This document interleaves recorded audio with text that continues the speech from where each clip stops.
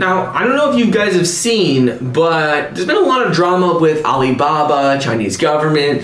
And a couple months back, we saw a big thing with Alibaba's founder, Jack Ma, Chinese government. There was a lot of tension there.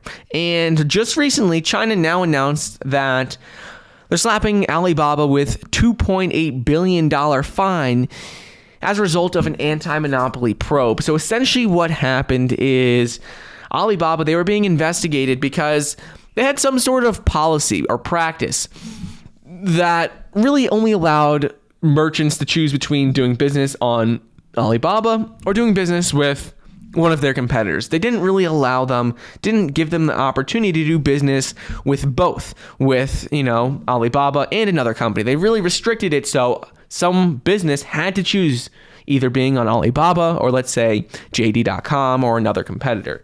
And as a result of this, a lot of people weren't happy. This policy came out and people were not happy because they said it restricted, it just restricted growth in the Chinese e-commerce space, and it wasn't really a policy that the government wanted. So what happened is they fined them about $2.8 billion, which is about 4% of Alibaba's 2019 revenue.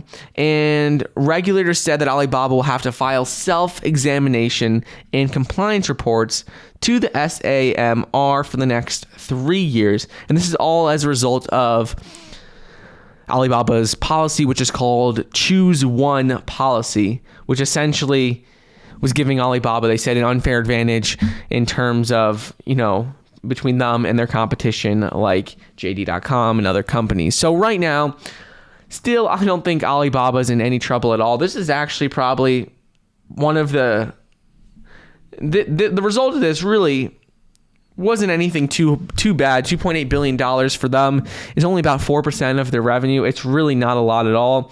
And I think this is probably one of the better case scenarios that we could have seen as a result of this. I'm still pretty bullish on Alibaba. The one thing with investing in any Chinese company is Chinese government regulations, as we can see right here. So that's always the issue and the risk of investing in a Chinese company. But Alibaba is in so many different aspects. They own a major portion of Ant Financial Group, which now officially has confirmed that they will be, moving forward with their IPO.